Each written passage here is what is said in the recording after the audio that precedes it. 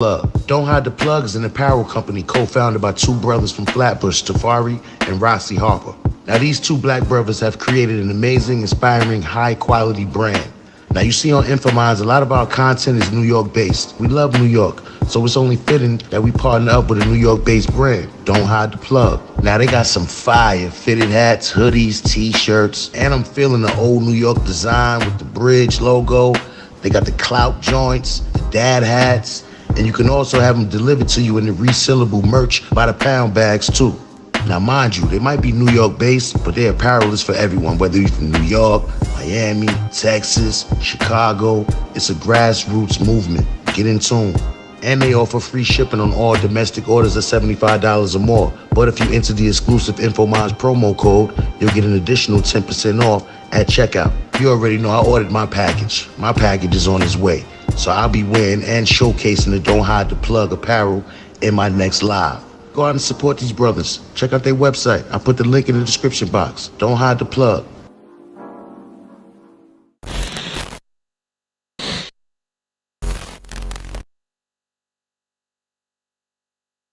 Triggering and hard to watch for some.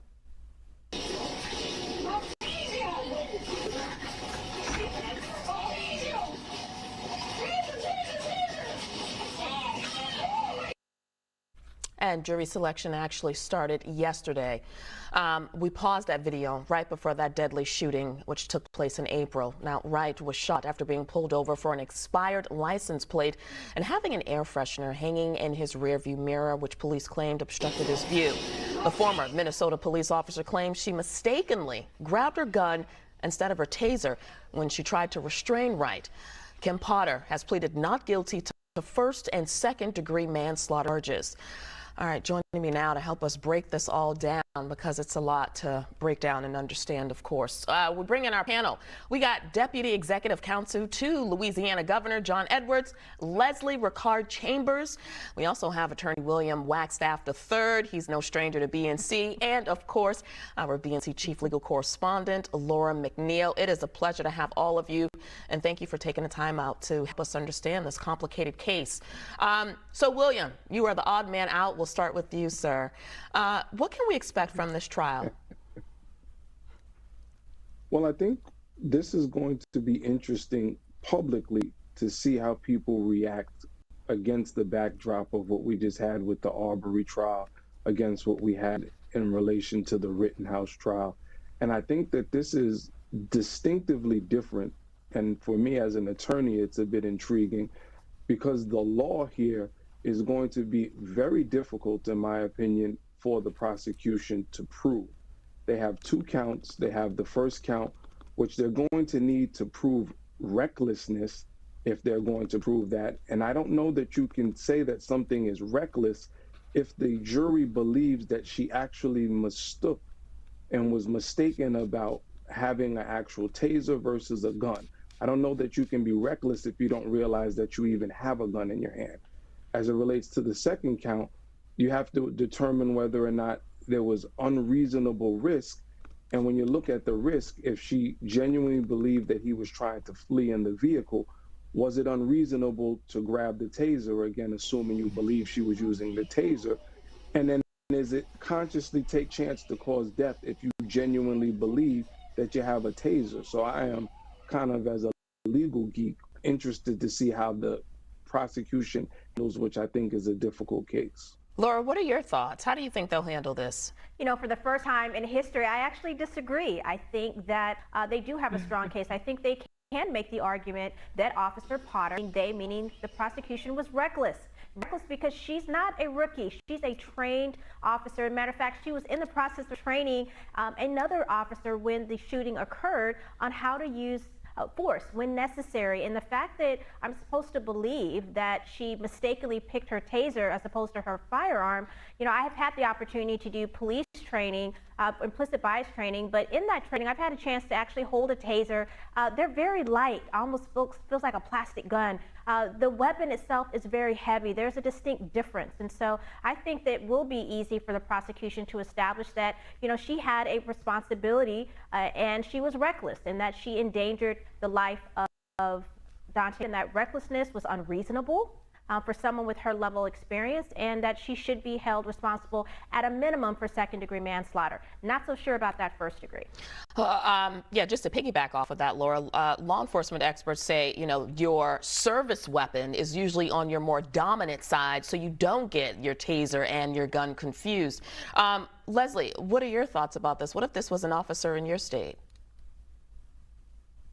Oh, well, I'll tell you this, from the jury selection perspective of what's going on in the courtroom right now, we've already heard potential jurors talk about the fact that they don't agree with the concept of defunding the police. And there are even potential jurors who have even discussed that police officers have a difficult job. And so I think that we've got to discuss this holistically to consider what William legitimately discussed at the top of the hour, as well as some of the points that Laura made, but then also understanding that when we're talking about proving a case beyond a reasonable doubt, that the jury has to believe beyond a reasonable doubt that she committed her acts with a reckless disregard for human life and a reckless disregard for the potential to commit great bodily harm. And so far, it sounds at least as if there are a couple of jurors who believe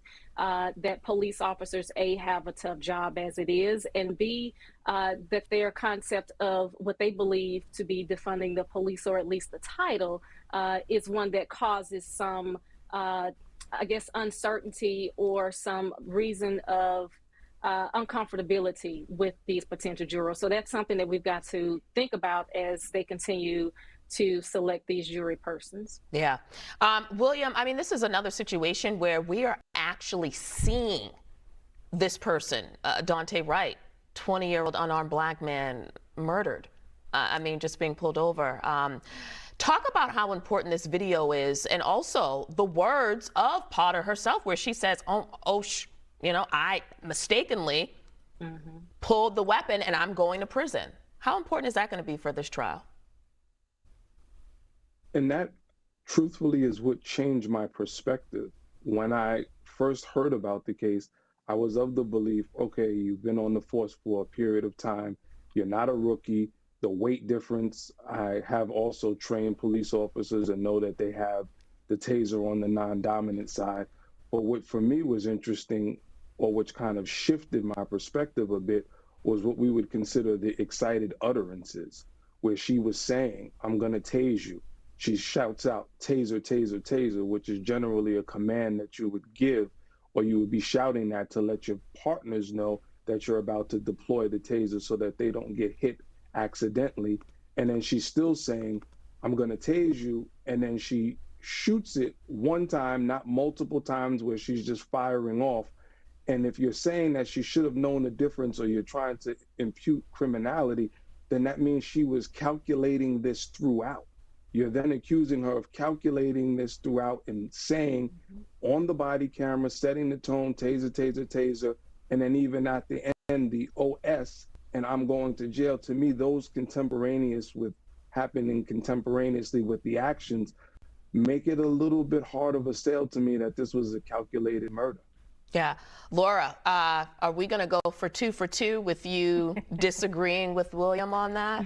No, I think William has made some excellent points in terms of that excited utterance, and that will make an influence on the jury. I think, again, if I was prosecuting this case, though, I would really focus on the fact that she took an unreasonable risk with that firearm, that she was a seasoned police officer, and she was reckless. And so I don't think, again, that first-degree manslaughter charge has a chance, but I will put my bets on that second-degree manslaughter charge. So, Leslie, I want to actually direct this next question to you, right?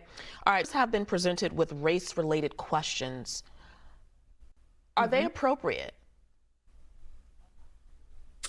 I think that when you think about the concept of the Batson challenge and ensuring that folks can be fair and impartial, you have to ask those questions, because if we can all remember, this is one of the incidences that occurred during the weeks, months, if you will, after the George Floyd incident, and then, of course, all of the other incidences that occurred across the country relative to Ahmaud Arbery, relative to Kyle Rittenhouse. And so you have this cluster of scenarios happening across the country involving Blacks, minorities, and police. And so the questions that are being posed to the jury really are testing their level of reasonableness, if you will, because reasonableness is shaped by our life experiences as well as our ideologies. And so not necessarily knowing what those specific questions are related to race, I think it is reasonable for both the prosecutors as well as the defense attorneys to ask them poll questions regarding their perspectives of the climate, regarding not just social justice, but also police relations within those communities. And so those answers are going to be relevant to both sides to determine whether or not they're going to use a challenge for cause or a peremptory challenge to remove any potential jurors from this case.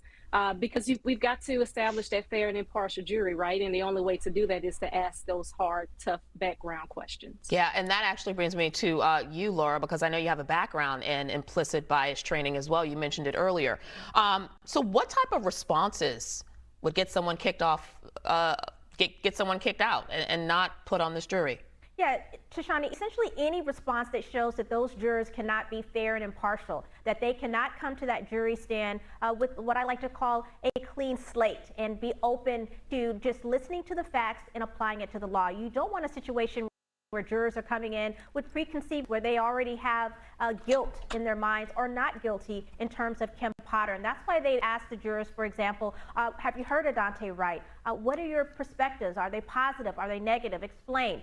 Have you participated in any Black Lives Matter protests or demonstrations? And so they're just trying to make sure that they can uphold the Constitution and that that defendant, which in this case is Kim Potter, gets a fair and impartial trial.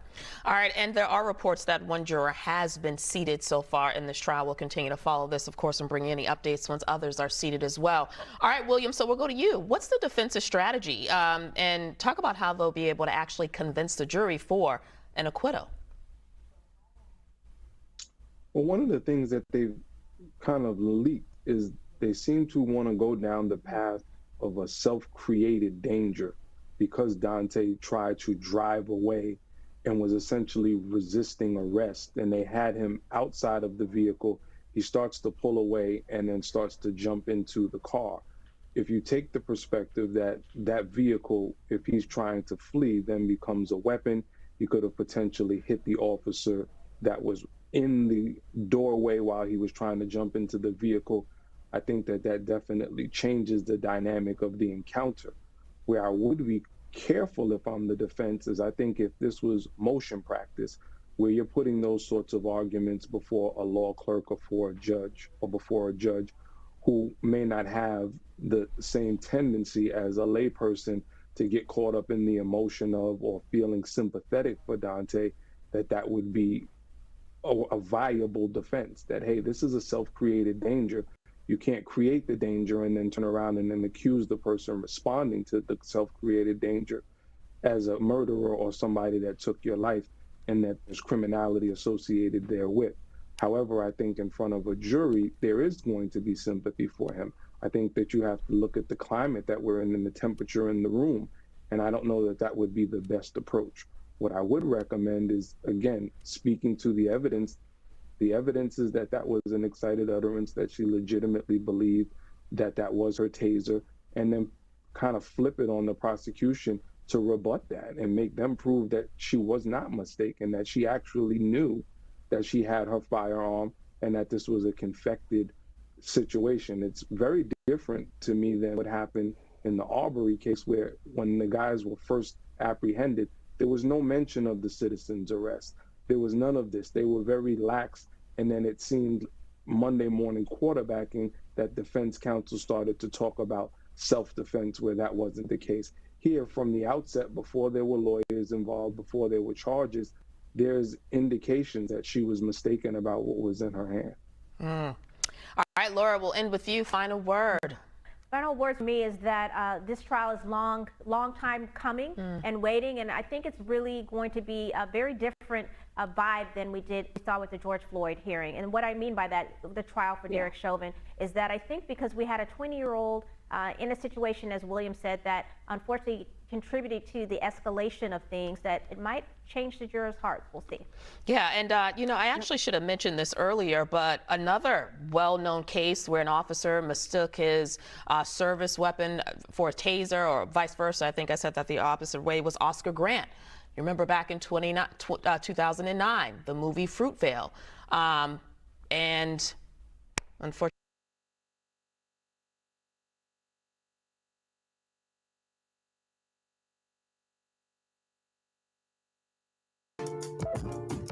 Peace community, peace community. If you're new, welcome to the community. If you are part of the community, welcome back. Yeah, man, like we see right here, Kim Potter is about to stand trial in the wake of the Kyle Rittenhouse trial and the Ahmaud Arbery case as well. You seen the Kyle Rittenhouse trial, had some reviews, but some people are saying, oh, this person's white or that person is black and different things. But, it still is a loss of life. The defendants are all, white, right? So, it just, people want to see what's going to happen, just like in the Chauvin case. They always want to see what's going to happen. And a lot of times we've seen so many cases that we become desensitized and think like, is it going to be justice this time? Is it going to be justice that time? And we're always like threading a needle. You know what I mean? It seems like we're all threading a needle and we're all under this same thing, the same feeling. And, they even brought up the last time, which was 2009 with the Oscar Grant, the Fruitvale Station. She called the movie Fruitvale, but it's called Fruitvale Station because that's where, he was shot and killed by the BART police, right? By the BART police. That's where Oscar Grant was killed as well. And, that ended up being a big, big thing. And it sparked a lot of, energy all around, because it was very, very sad to see. A lot of people didn't know about that situation until they end up seeing the movie, that ended up starring Michael B. That's starring Michael B in there, right? So yeah, man, our hearts goes out to all the victims. Our heart goes out to Daunte Wright. Tell me what y'all think about this situation though. Do y'all think that Daunte and his family will receive justice? Do y'all feel that the officer's wrong? Do you feel, some people are saying like they think that, she didn't know where her taser is. But when I've watched so much different things since this whole situation happened, and some people was just breaking down so many different things, and even this how the officers are trained. And that's a reason why they put their gun on one side, and it's a reason why they put the non-lethal thing on one side. You know what I'm saying? So the whole system of how and where they place their weapons as well is a system. You know what I'm saying? So when they was breaking down this, and it was an officer that was breaking down that part, this was like maybe last year, like months ago, so many months ago now.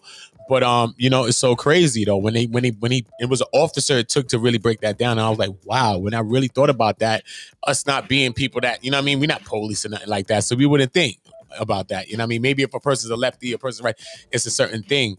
But the way that in that officer's precinct, the captain, the person that runs that precinct, this is a protocol thing. So I don't know if this is protocol throughout all precincts, but this is what the captain or whatever they was saying. Like, this is the protocol, is that they put their non-lethal on one side and they put their lethal weapon on one side, so you always know and can't make the mix up.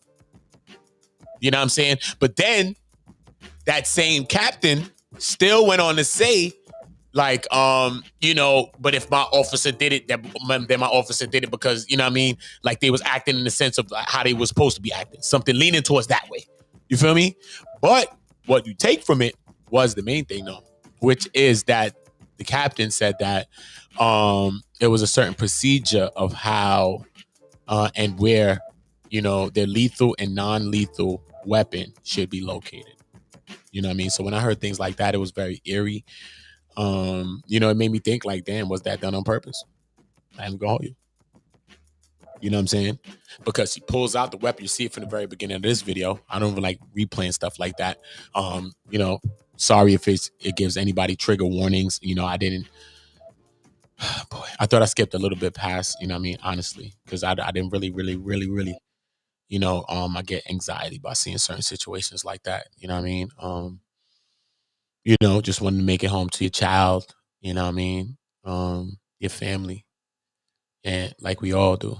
You know, like we all do. So most definitely keep the family in our prayers. And you know, who wins, who loses, right? Who wins, who loses. But what we do know is that Daunte lost. Daunte lost his life, and his child lost their dad, and their family lost Daunte. You know what I mean? So there was a loss. You know what I mean?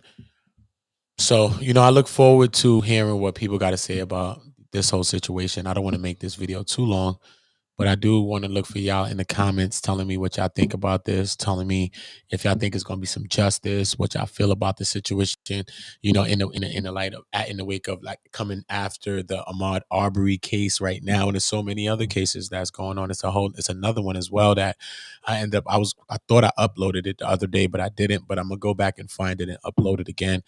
And it's so many situations like this, so many cases, you know what I mean? It's so sad to say, and it's really, really sad to hear, you know, that is so many cases like this that's going on. So many of us are losing our lives, you know, senselessly. And, you know, even like this, in a case like this by an officer who, you know, we paying taxes for and things like that. And, you know, supposed to be like a public servant, a person that's serving us in the community, because this is how they get paid. They get paid because we work, and that's how they get paid, by our taxes. They're city workers. You know what I mean? So it's crazy that the same people that we pay is the people that's killing us. It's like you paying some people that work for you and at a job, and then they come and kill you. You know what I mean? America's a corporation, and we have a say. The people do have a say. You know what I mean? But we have to understand that our say is that we have to put our says together. Sit. We all got to say, but everybody want to run in the corner what they say. No. Bring your say right here. Let's throw it all in the pile of says. When we put all our says and saids and says together, then it becomes one voice. Now that is able to be heard. They may not be able to hear me from here to Swiss to wherever in the world. But once our voices come together, it's a problem. We must understand that. It's not about building a kumbaya. Never gonna be kumbaya. Even in your relationship, you be ready to go upside the person. It don't matter. But we got to understand is to identify. Because even in that relationship, when you can have that tiff, you can have that argument, whatever, you can understand and identify so much other things that you have to do. You have children, you have the house, you have bills, you have this. So for all that other, you can get your mind right because y'all can identify and put certain things beside y'all. So even in a relationship, that is needed. So imagine a grand scale that we're going to need to help our people and to trigger the reaction that we need to trigger. All right? So salute to everybody, man, that's standing on the side of right, standing on the side of justice, not standing on lies, man, because that's a very shaky foundation, man. Standing on truth, man. Standing on truth. Be really who you are, man. When you see me, I am who I am, man. Let's be who we are. Let's stop judging each other. Let's be who we are, right? Let's take accountability. Let's take accountability for our people, for our nation. And we ain't got to do much, you know. We ain't got to come over each other's house and eat dinner and all nothing. You know that, right? Nah, we ain't got to do nothing. All we got to do is lift our voices and understand that, man. And lift our voices on commonalities, man. And help share each other. And help people to win. Help people to monitor. Help people to do this so that they can start lifting their voice too. And they should start talking. That's another voice that we have in here. They say that the revolution is not going to be televised. Well, this time it will be, because we're all going to be on YouTube and we're all going to be on the internet. We're all going to be on Facebook. We're all going to be on everything. So why wouldn't it be televised? If everything right now that you see, the World Star, end up on goddamn World Star, what the hell you think it ain't going to be televised? Yes, it will be. Don't fall for the hype. Are you going to be a part of it or not? What are you doing? Are you going to be a part of it? Because I'm not here to war against my people, man. But I'm most definitely down, bear down I know how to put a goddamn bear down. That's all I practiced my whole life. And I will put a fucking bear down every single time. I don't care what color it is. Stop. Stop. Polar, black bear, don't care. Down, bear, down. Because there's so many things that's affecting us as a community, as a local and global community. It's too many things, man. It's too many infiltrations. And we is infiltrating this, too much. It's too much. It's too much to look at, too much to watch, too much variables. It's too much, man. It's too much. Rocket scientists couldn't break it down. Too much. Literally too much. So all we need to understand is that we got the same goddamn problems, a lot of us. And if you think you up in a certain class and you think that you gonna got him, wait 1 second. Oh, you seen it? All right, bring your ass back down here. Exactly. Because we all facing the same damn issue. Our women and our children need to be solidified and secured. That's a big thing. It's a big, major problem. Our people is going missing at alarming rates, coming in our hood and to snatch you out. What kind of shit is that? We too focused on bullshit to see what the fuck's going on right now. We need to wake up right now. Man, everybody, men, they running around. Everybody good. I get it. But I don't know which kingdom and civilization was good and that didn't secure the women and children, bro. It's no women and the children. What's the future? Tell me. There's no future.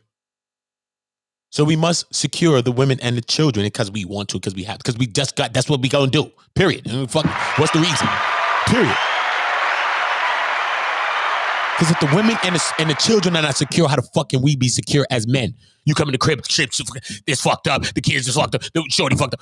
Like, how you secure? How you feel good? How you go and lay down, move all that shit out the way, the dirt, kick that shit on the side and just lay down in that shit? How the fuck you feel good as a man? Nah, we need to have that in us. You feel me?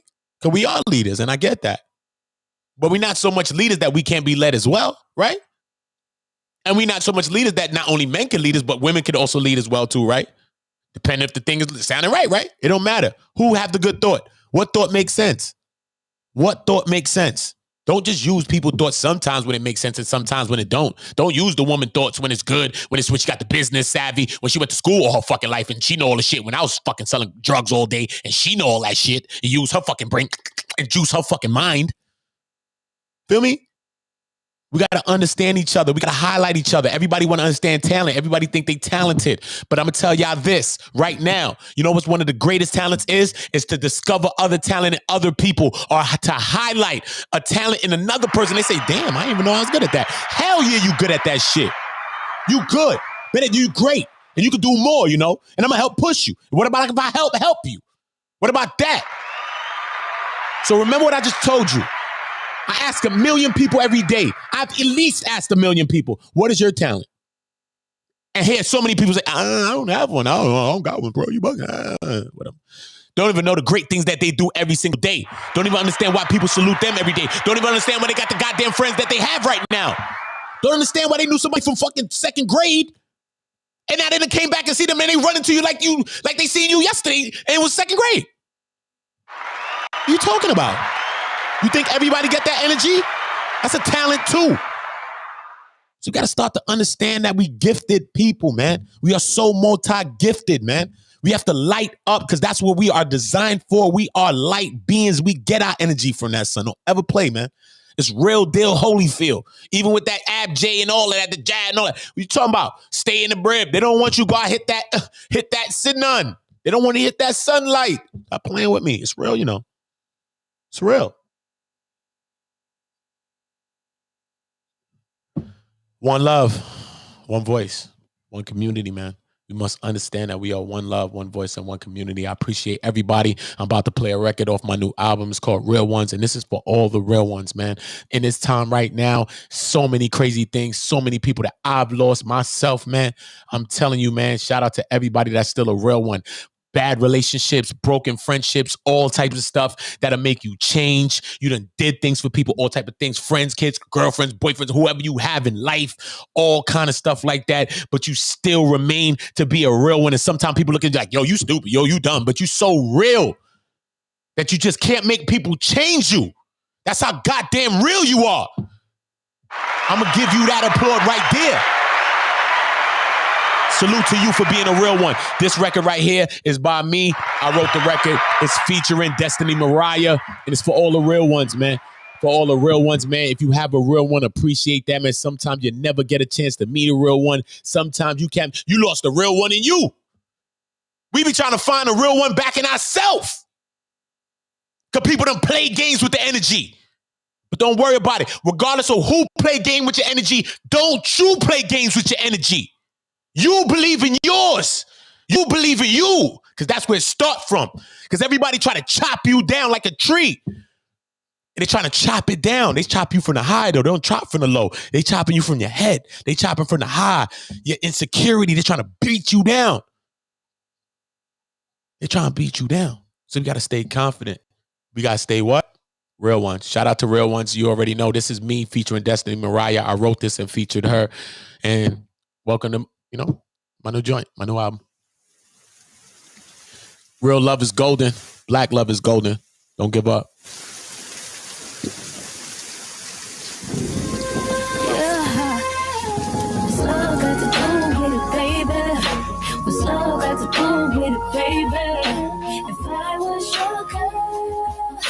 And you were my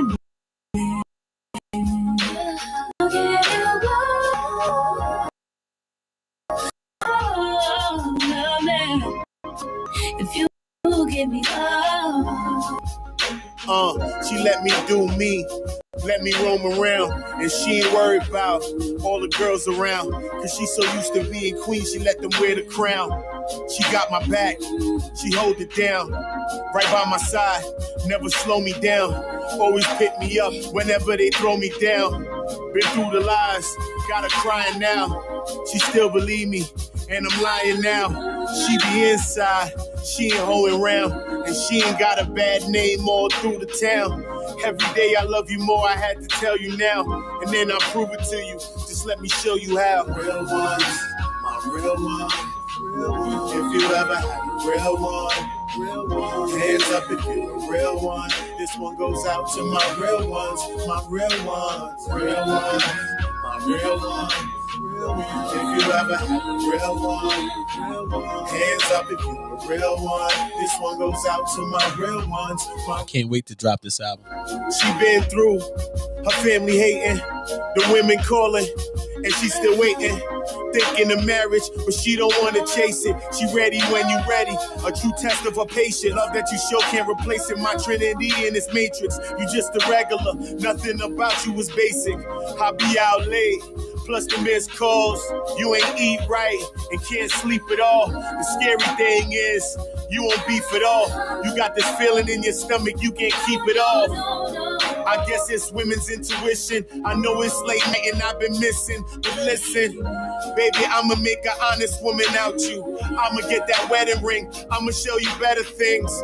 No talk, just show, no let them in. We got haters from the door, you can let them in. My sweetheart, like I gave you my letterman. Hope you get with this letterman. You a real one. What's love got to do with it, baby? What's love got to do with it, baby?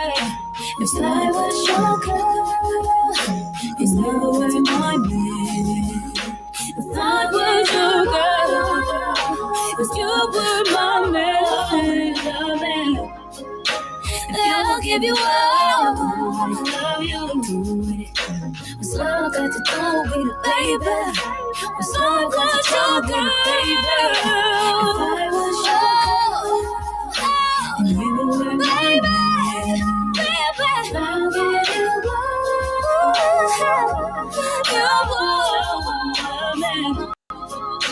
all, you give me love you.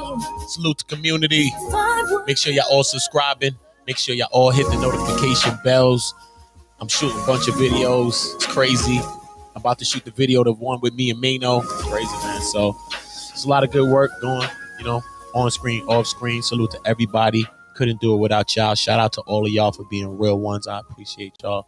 Honestly, from my heart to the Most High, to the ancestors. I appreciate y'all. One love, one voice, one community.